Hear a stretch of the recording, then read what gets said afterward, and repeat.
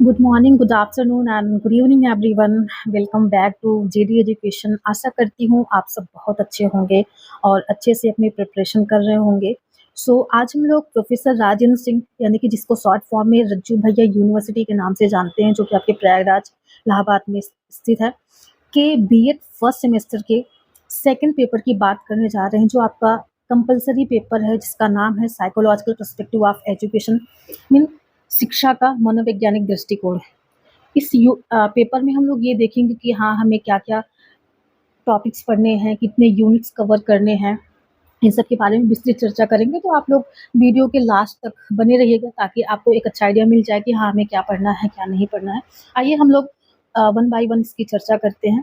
देखिए, इसमें आपके टोटल 4 यूनिट हैं और इन 4 यूनिट में क्या-क्या टॉपिक्स कवर करने हैं, आइए हम लोग इसकी चर्चा करते हैं।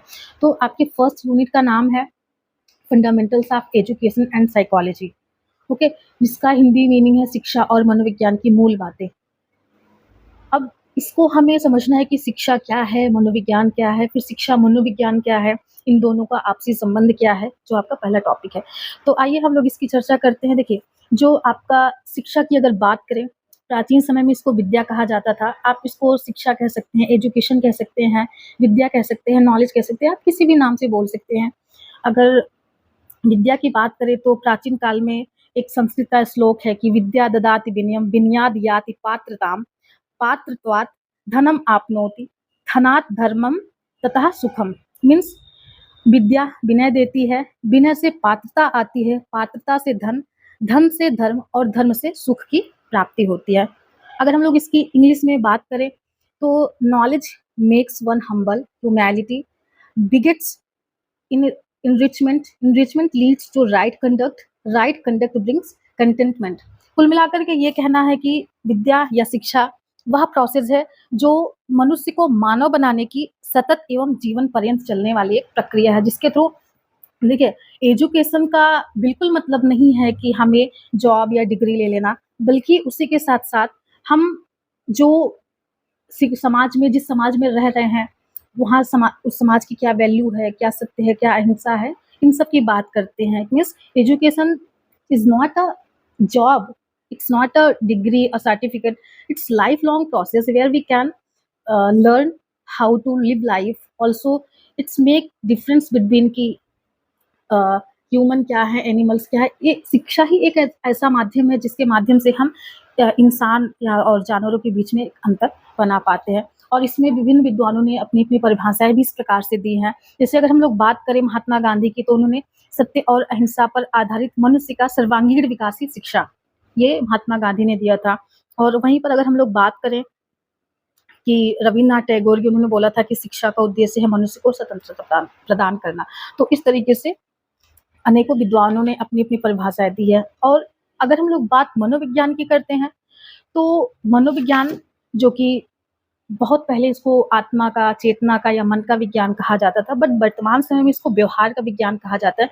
चूंकि मनोवैज्ञानिकों ने इस पर जब मतलब गहन अध्ययन किया, तो उन्होंने पाया कि जिस व्यवहार को, यानी कि जिसको हम कॉन्शियसली देख ना सके, फिर उसका क्या ही मतलब है, चेतना क्या है, मन क्या है, इसका तो हम मतलब प्रायोगिक तरीके से अध्ययन नहीं कर सकते हैं। तो उन्होंने व्यवहार को इस वजह से बताया, क्योंकि व्यवहार हम और आप, जो भी कोई करता है, वो कहीं ना कहीं उसका प्रयोग किया जा सकता है। तो psychology is the science of human behaviour and experience, या वी कैन से कि it's scientific study of human behaviour and mental process.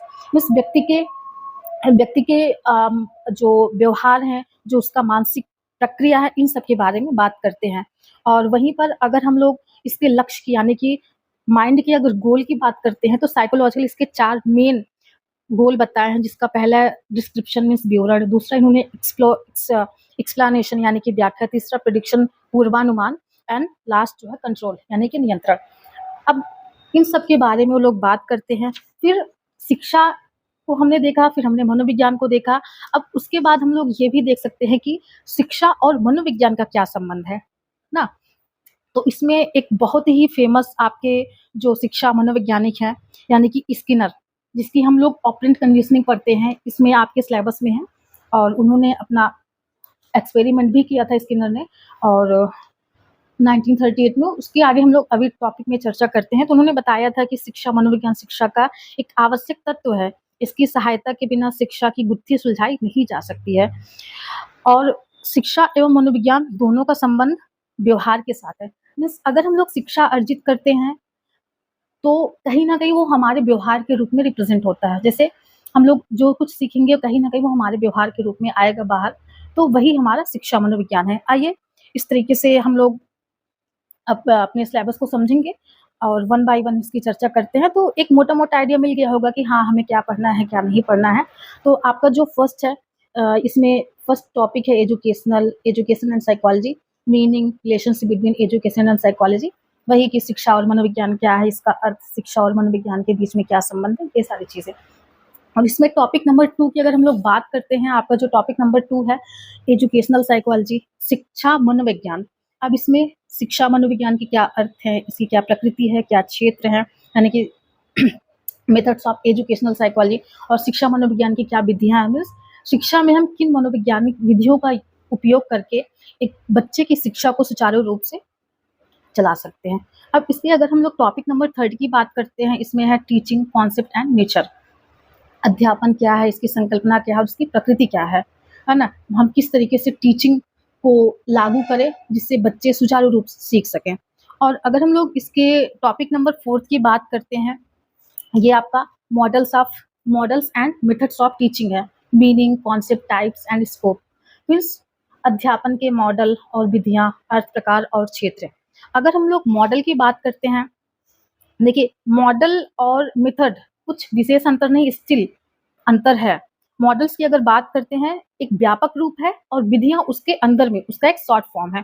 अगर हम लोग मॉडल्स की बात करें, जैसे इसमें आपका इंक्वायरी बेस्ड लर्निंग होती है, जिसमें क्रिटिकल थिंकिंग की बात करते हैं, पूछताछ आधारित शिक्षा, फिर कोऑपरेटिव लर्निंग, सहकारी शिक्षा होती है, फिर आपका जो होती है डायरेक्ट इंस्ट्रक्शन, प्रत्यक्ष शिक्षण, जो हम क्लासरूम में बैठ के सीखते हैं। उसके बाद फ्लिप्ड क्लासरूम का मतलब यही है कि हमें जो भी क्लास में पढ़ना है उसको हम घर से पढ़ते हैं और क्लास में आने के बाद से हम एक्स्ट्रा एक्टिविटीज़ के थ्रू हम लोग लर्निंग करते हैं। ओके, एंड अगर हम वही मेथड की बात करते हैं, तो इसमें जैसे आपका लेक्चर मेथड हो गया, डेमोन्स्ट्रेशन मेथड हो गया, case study, experimental, technology based learning. तो बस यही अंतर है। इन सब की हम लोग डीप चर्चा करेंगे जिस टाइम पे हम अपना सिलेबस कवर करेंगे।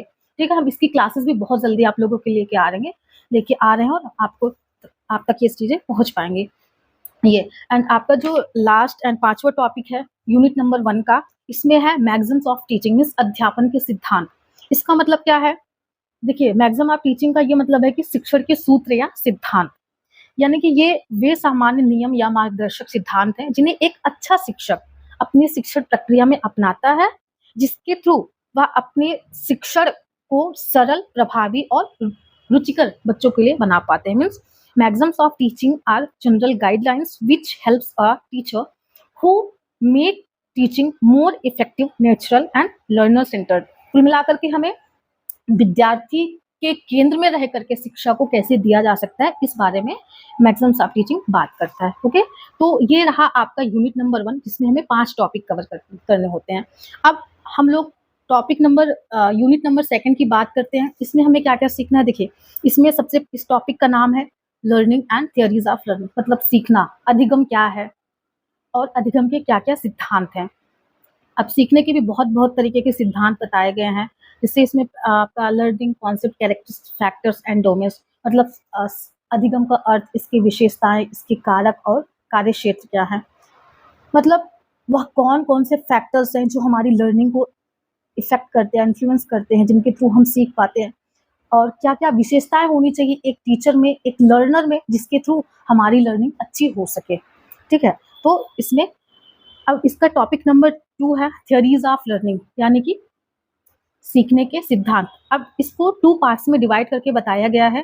पहला आपका है एसआर थियरीज ऑफ लर्निंग, मतलब स्टिमुलस रिस्पॉन्स लर्निंग, मीन्स उद्दीपक और अनुक्रिया सिद्धांत। इसमें आपके 3 थियरीज की हम लोग बात करेंगे। पहला आपका है Thorndike's theory of learning and laws of learning, यानी कि थॉर्नडाइक का जो सीखने का सिद्धांत है, उन्होंने अपना जो प्रयोग था वो कबूतरों पर किया था और 1913 में। ठीक है, इन्होंने अपना दिया था। इन्होंने 3 लॉज बताए थे, अभ्यास का नियम, प्रयास का नियम और तत्परता का नियम, इन तीनों के बारे में जिस टाइम पे हम लोग क्लास करेंगे उस टाइम पे डीपली समझेंगे। उसके बाद आपका इसमें सेकंड है पाउलॉस क्लासिकल कंडीशनिंग, मतलब इवान पाउलो ने क्लासिकल कंडीशनिंग की बात करी थी, मतलब शास्त्रीय अनुबंधन का सिद्धांत इन्होंने 1897 में दिया था। ये एक रशियन मनोवैज्ञानिक थे और इनको इसी कार्य की सराहना करते हुए 1904 में इनको नोबेल प्राइज दिया गया था। 1904 या 1905 ऐसे इन दोनों में से कोई एक डेट है, I am not confirm right now. तो उन्होंने अपना कुत्तों पर प्रयोग किया था, जिसमें क्या होता था कि कुत्ता जो है फूड को देख करके उसके मुंह में स्लाइवेशन होता था। इस सब अभी हम लोग इसकी चर्चा सिलेबस जब पढ़ेंगे तो उसमें करेंगे। तो ये लेकिन आपकी एसएस टाइप की कंडीशनिंग है, मतलब स्टिमुलस और स्टिमुलस मीन्स खाना को देख करके मुंह में लार यानी कि पानी का आना, वो स्टिमुलस को देख करके स्टिमुलस उद्दीप्त होता है, उसकी बात करते हैं। एंड इसमें जो तीसरा है वो स्किनर्स ऑपरेंट यानी कि जिसको इंस्ट्रूमेंटल कंडीशनिंग भी कहते हैं, इन्होंने 1938 में दिया था। तो इन 3 थियरीज की हम लोग यथार्थ थियरीज में बात करेंगे। और अगला जो है आपका वो कॉग्निटिव थियरीज हैं, मतलब संज्ञानात्मक सिद्धांत है, जिसमें जेस्टाल्ट, जो कि जेस्टाल्ट के जो फाउंडर है वो मैक्स वर्दाइमर है। 1912 में यानी कि 1912 में इस स्कूल का निर्माण किया गया था। इसमें आपके जो प्रमुख नाम आते हैं, जैसे आपके मैक्स वर्दाइमर आते हैं, उसके बाद कोफ्का, कोहलर, इन सब की थियरीज हम लोग करेंगे। सेकंड और अगला है जो आपका ब्रूनर्स थियरी ऑफ लर्निंग, इन्होंने 1960s में अपनी थियरी दी थी। एंड उसके बाद गैंगेज हायरार्की ऑफ लर्निंग, ये हम लोग कॉग्निटिव थियरीज में कवर करेंगे। तो ये रहा आपका यूनिट नंबर 2 का पॉइंट नंबर 2। ओके, एंड इसका पॉइंट नंबर 3 है कर्व्स ऑफ लर्निंग, मतलब सीखने का पठार बोल सकते हैं, ठीक है ना, जो आपका पॉइंट नंबर 3 है। ये एक्चुअली इस पे जो बात किया था वो हरमन एबिंगहॉस ने किया था। उन्होंने सेल्फ रिपोर्ट इन्वेंटरी की बात किया था कि उन्होंने अपना प्रयोग खुद अपने पे ही किया था, लर्निंग और फॉरगेटिंग के बीच में अंतर बताया था, और उन्होंने 1885 में 1885 में ये प्रयोग किया था, ठीक है ना। इसको हम लोग आगे देखेंगे। फिर अगला है आपका transfer of learning concept types and theories, मतलब अधिगम स्थानांतरण क्या है। स्थानांतरण का मतलब एक जगह से दूसरी जगह पे स्थानांतरित हो जाना। जैसे फॉर एग्जाम्पल अगर हम लोग कॉफ़ी बना रहे हैं तो हमें चाय बनाना आ जाता है, वो हमारे लिए हेल्पफुल होता है। या फिर अगर हम साइकिल चलाते हैं तो हमें बाइक चलाने में हेल्प मिलती है। कोई चीज़ अगर फर्स्ट टाइम सीखते हैं फिर उसी से रिलेटेड जो हम सेकंड टाइम जो कुछ भी सीखते हैं उसके लिए हेल्पफुल होता है। और उसके जस्ट अपोजिट जैसे ट्रांसफर ऑफ लर्निंग की अगर बात करें 3 टाइप्स के हैं। एक तो आपको positive transfer of learning, negative types of learning and zero. Zero में क्या होता है, जैसे अगर हम लोग मैथमेटिक्स कर रहे हैं तो अगर हम फिलॉसफी यानी कि दर्शन शास्त्र पढ़ें तो उसका ज़ीरो इम्पैक्ट होगा। ओके, एंड अगर नेगेटिव की बात करते हैं तो नेगेटिव में क्या होगा कि उसका जस्ट अपोजिट प्रभाव पड़ेगा, मिक्स हो जाता है। इस तरीके से हम लोग आगे की क्लास में चर्चा करेंगे, ठीक है। तो ये आपका रहा यूनिट नंबर 2। आइए अब हम बात करते हैं यूनिट नंबर 3 की।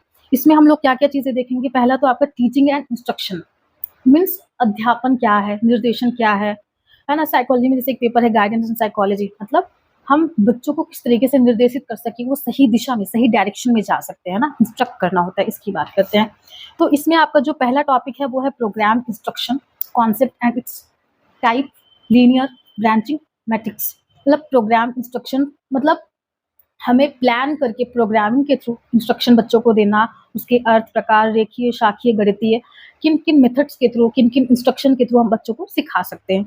ओके, एंड इसका पॉइंट नंबर 2 है role of teacher in different teaching learning situation. Means एक टीचर का क्या रोल होना चाहिए।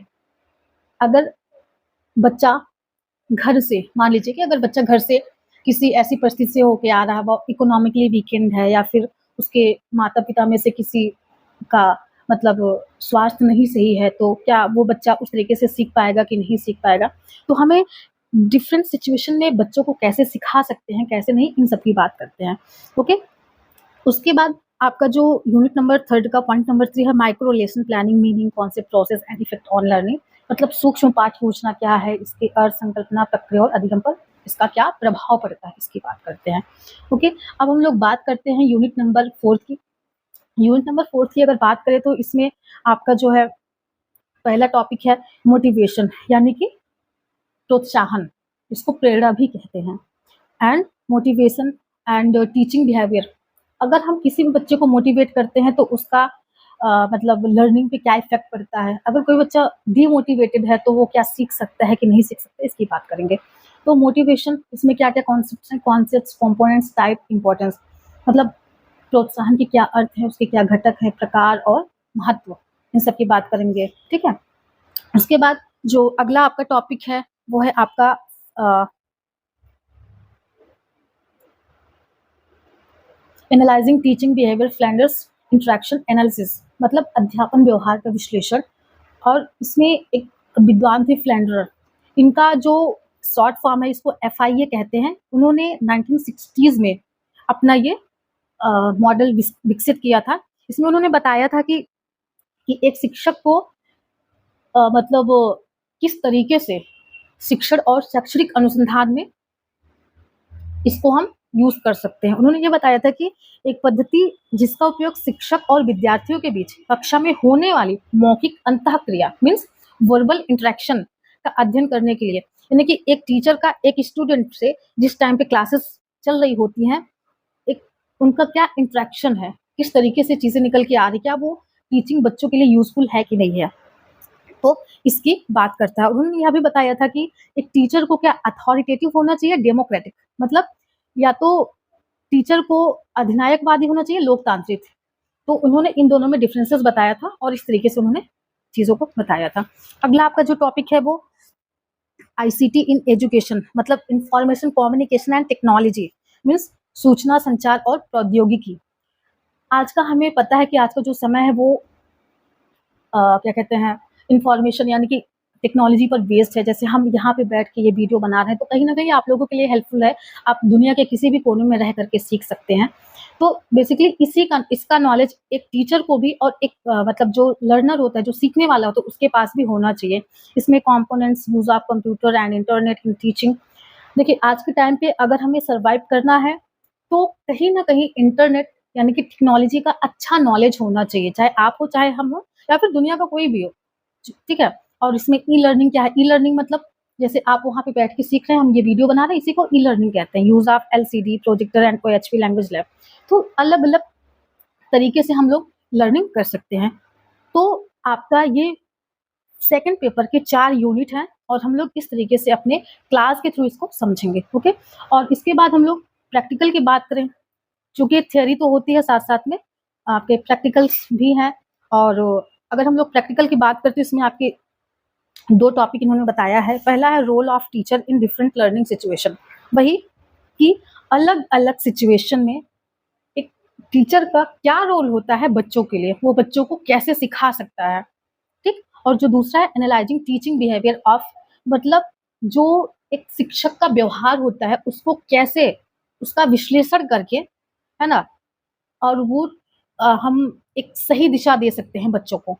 वही ना फ्लैंडर्स इंटरैक्शन एनालिसिस, उन्होंने यही तो बताया था कि कक्षा में शिक्षक और विद्यार्थियों के बीच में क्या रिलेशन है, किस तरीके से बच्चा सीख पा रहा है कि नहीं सीख पा रहा है, क्या वह शिक्षक प्रभावी है कि नहीं है। हाँ, तो इस तरीके से हम लोग अपना लर्निंग करेंगे।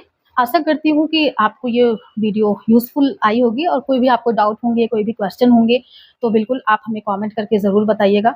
और अगर आपको ये चाहिए होगा तो आप बिल्कुल हमें कमेंट करिएगा, हम आपको ये पीडीएफ अवेलेबल करवा देंगे।